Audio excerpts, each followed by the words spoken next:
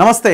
తెలంగాణ ఉద్యమకారుడు భువనగిరి నియోజకవర్గం నుంచి పలుమార్లు పోటీ చేసిన జిట్టా బాలకృష్ణారెడ్డి ఆయన సికింద్రాబాద్ యశోద ఆసుపత్రిలో కన్నుమూసినట్టుగా మనకు అందుతున్న వార్త చాలా దారుణమైన విషాదకరమైన వార్త ఇది. ఆయన వయసు 54 సంవత్సరాలు. 1972లో ఆయన జన్మించారు. అంత చిన్న వయసులో ఆయన ప్రాణాలు కోల్పోవడం జరిగింది. ఆయనకి గతంలో టీబీ వచ్చింది. టీబీ తర్వాత అది బ్రెయిన్కు సోకిందని చెప్పారు. ఆయన ట్రీట్మెంట్ తీసుకుంటూనే ఉన్నారు. చాలా సందర్భాల్లో బరువు కూడా తగ్గిరు. సో మేము కూడా ఇంటర్వ్యూస్కి వెళ్ళినప్పుడు ఇంతగా వెయిట్ లాస్ అయ్యారు ఏంటంటే కూడా ఆయన లేదు ఇది ఆరోగ్యకరంగా నేను లాస్ అయింది అని కూడా చెప్పడం జరిగింది. దీనికి చాలామంది రకరకాల రీజన్స్ చెప్తున్నారు ఏమైందో ఏమో కానీ. సరే, టీబీ తర్వాత ఆయనకి ఆ బ్రెయిన్కి సోకిన తర్వాత బ్రెయిన్ క్యాన్సర్ వచ్చింది, బ్రెయిన్ ఇన్ఫెక్షన్ అయిందని కూడా చెప్పారు. దాదాపు ఒక 35, 40, 50 రోజులుగా ఆయన ఆసుపత్రిలోనే ఐసీయూలోనే ట్రీట్మెంట్ తీసుకుంటున్నారు.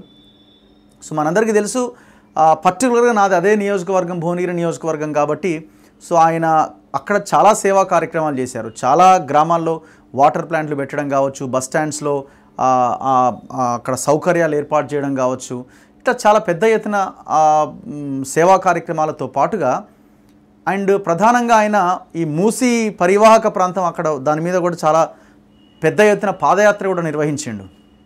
యువ తెలంగాణ పార్టీ పెట్టిండు ఆయన. యువ తెలంగాణ పార్టీ పెట్టి రాష్ట్రమంతటా పర్యటించిండు. సరే, కానీ ఆయనకు అదృష్టం కలిసి రాలేదు. ఆయన ప్రజాప్రతినిధిగా అసెంబ్లీలో అడుగు పెట్టలేకపోయిండు. కానీ is a good leader. So ఆయన ప్రాణాలు కోల్పోవడం అనేది నిజంగా చాలా బాధాకరం. తెలంగాణ కోసం కష్టపడి పనిచేసిన వాళ్ళు ఇప్పుడు ఎన్ఎం శ్రీనివాసరెడ్డి గారు, కేకే మహేందర్ రెడ్డి ఇట్లాంటి వీళ్ళంతా ఈయన సమకాలీకులు వీళ్ళంతా. సో గతంలో కేసీఆర్తో 2004లో యాక్చువల్గా ఆయనకు టికెట్ రావాలా. ఆ స్థానాన్ని నరేంద్రకు కేటాయించడంతో ఆయన ఆ రోజున మనసు నొచ్చుకొని ఆయన పార్టీ కోసం పనిచేశారు. 2009లో కూడా పాపం ఆయనకి నిరాశ ఎదురైంది. 2009లో టికెట్ రానప్పుడు ఆయన ఇండిపెండెంట్గా పోటీ చేయడం జరిగింది. ఆయనకి సిలిండర్ గుర్తు ఏదో వచ్చింది, నాకు ఇంకా గుర్తు. సో ఆయనను పోలిన గుర్తు ఇంకొకటి ఉండడంతో ఈయనకి దాదాపుగా 13-12 వేల ఓట్లు ఏదో ఇబ్బంది జరిగి ఆయన ఓడిపోవడం జరిగింది. సో దాని తర్వాత ఆయన మళ్ళీ యువ తెలంగాణ పార్టీ అని పెట్టారు. భారతీయ జనతా పార్టీలోకి వచ్చారు. అంతకుముందు కాంగ్రెస్లోకి వెళ్ళారు, మళ్ళీ కాంగ్రెస్లోకి వచ్చారు. ఆ తర్వాత రీసెంట్గా 2023లో మొన్నటి ఎలక్షన్స్కి ముందు బీఆర్ఎస్లోకి వెళ్ళారు మళ్ళీ.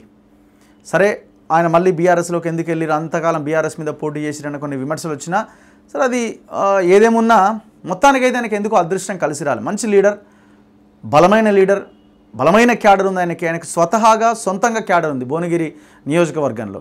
సో ప్రతి జిల్లాలో ఆయనకు సంబంధించిన వ్యక్తులు, ఆయన అభిమానించే వ్యక్తులు ఉన్నారు, మనుషులు ఉన్నారు, ప్రజలు ఉన్నారు.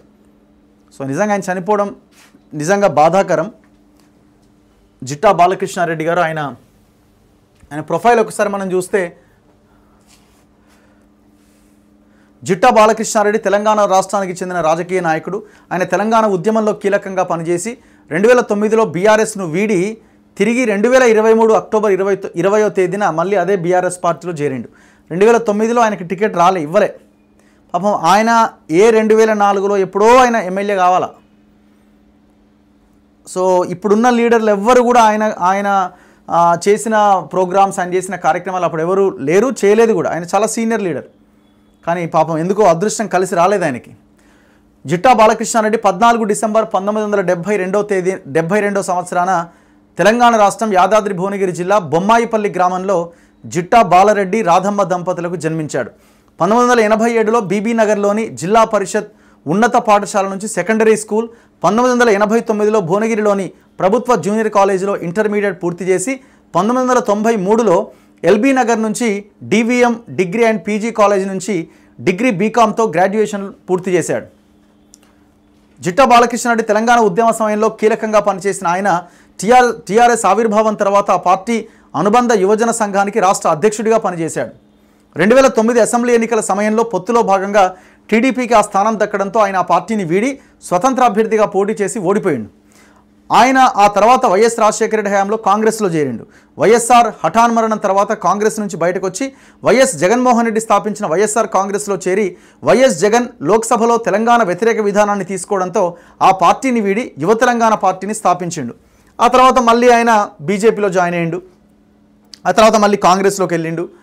తిరిగి మళ్ళీ 2023న మళ్ళీ ఆయన అక్టోబర్ 25న బీఆర్ఎస్లో చేరండి మొన్న ఎలక్షన్స్కి ముందు. అప్పటికి ఆయన ఆరోగ్యం ఏదో తేడా ఉన్నది, బట్ ఆయన కొంత గట్టిగా నిలబడి ఏదో ప్రయత్నం చేసిండు. మొన్న ఎంపీ ఎలక్షన్స్ సమయానికి కూడా ఆయన కొంత ఇబ్బందిగానే ఉన్నాడు. సో ఆయనకు టీబీ, ఆ తర్వాత క్యాన్సర్ అటాక్ చేయడంతో అది బ్రెయిన్కి చేరడంతో ఇన్ఫెక్షన్ ఎక్కువైపోయి క్యాన్సర్ సోకడంతో ఆయన చనిపోయాడు. నిజంగా ఇది భువనగిరి నియోజకవర్గానికి అయితే ముఖ్యంగా ఆయన లేని లోటు చాలా తీరని లోటుగా చెప్పాలి. ఒక మంచి లీడర్, ఎందుకంటే ముఖ్యంగా తెలంగాణ సమస్యల మీద చాలా అద్భుతమైన అవగాహన ఆయనకు ఉన్నది. 54 years అంటే ఇంకా ఎంతో గొప్ప జీవితం, రాజకీయ జీవితం ఉండే. ఒక్కసారి కూడా ఆయన పాపం ఎమ్మెల్యే కాలేకపోయిండు, ఆయనకు అదృష్టం కలిసి రాలేదు. సో ఆయన ఆత్మకి శాంతి కలగాలని, ఆయన కుటుంబానికి ప్రగాఢమైన సానుభూతి వ్యక్తం చేస్తున్నది మన తొలి వెలుగు.